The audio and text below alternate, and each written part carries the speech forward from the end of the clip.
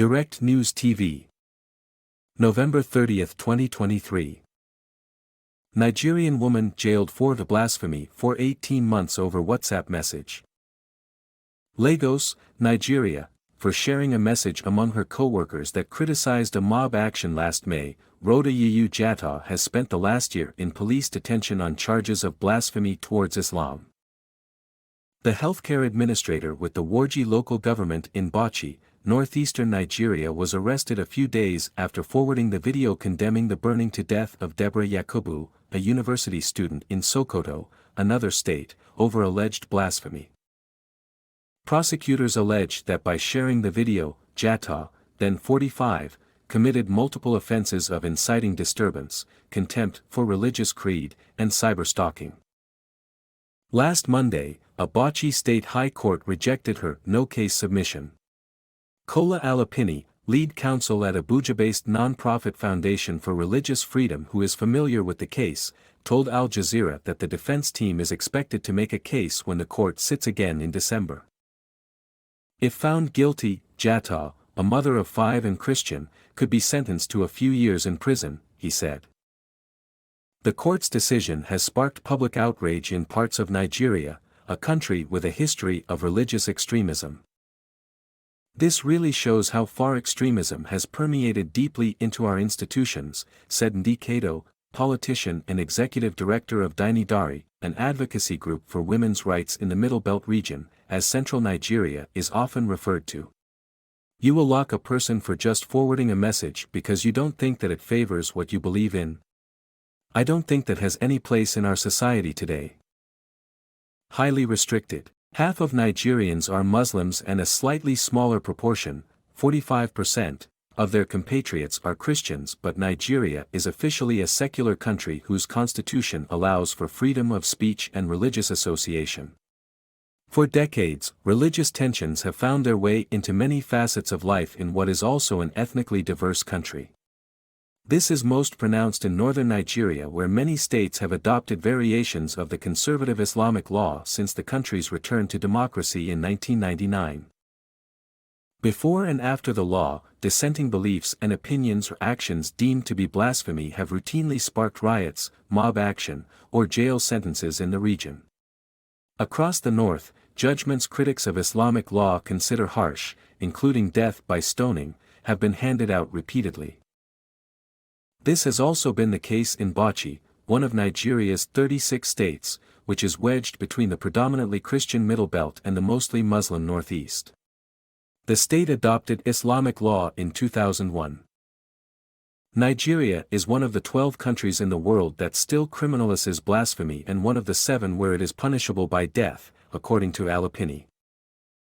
Isa Sanusi, country director for Amnesty International in Nigeria, said blasphemy or accusations of blasphemy are now a tool for gross human rights violations or even for settling personal scores.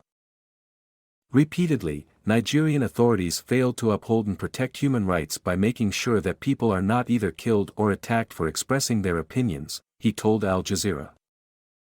Wakili Matthew Loslimbo, the General Secretary of the Christian Association of Nigeria in Bauchi, said the minority Christian community in the state is unhappy about Jatta's arrest. He told Al Jazeera that the association had tried everything possible to help, including trying to meet the state governor, to no avail. The arrest proves to us that the freedom of speech and religion is highly restricted. The church continues to pray for her during gatherings, her pastor Rev Ishaku Dano Ayuba told Al Jazeera.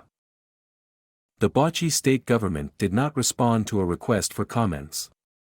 Temitope Ajayi, a presidential spokesperson, told Al Jazeera that the federal government had no knowledge of the case. A pattern of extremism. There have also been other high-profile cases of blasphemy in recent years.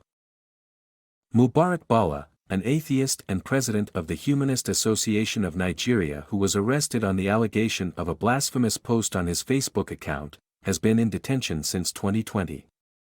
Similarly, Yahya Sharif Aminu, a Sufi, Islamic, gospel artist, was sentenced to death on the charge of sharing blasphemous song lyrics on WhatsApp. The case is still in court.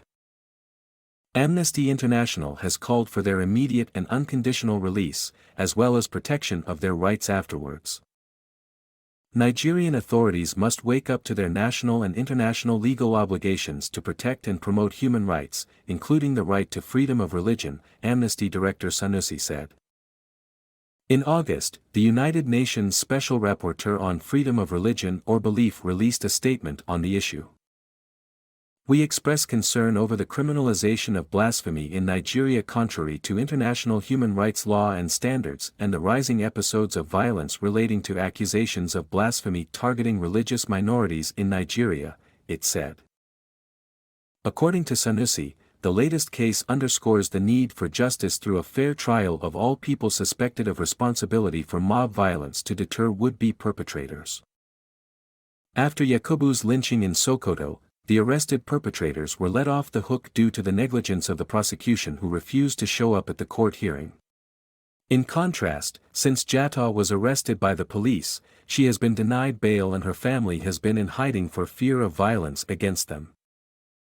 Jatta's ongoing ordeal, Dindari's Kato said, is part of a pattern that signals that women in the north and Nigeria as a country are not safe. A person who was complaining about this injustice is the person that is going to jail, she said.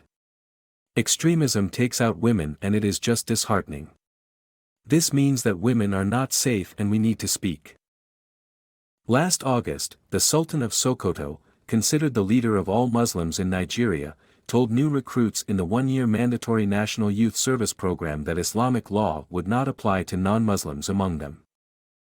Alapini agrees, pointing out that Nigeria's Court of Appeal had indeed ruled in two earlier cases that Islamic law is limited to Islamic personal law which includes succession, inheritance, and marriage. There is no room under the constitution for Sharia criminal law, he said.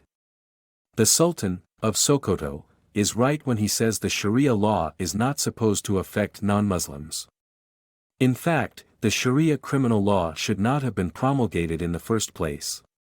It has no place in a country multicultural, diverse and multi-religious like Nigeria, he said. My name is Kingsley.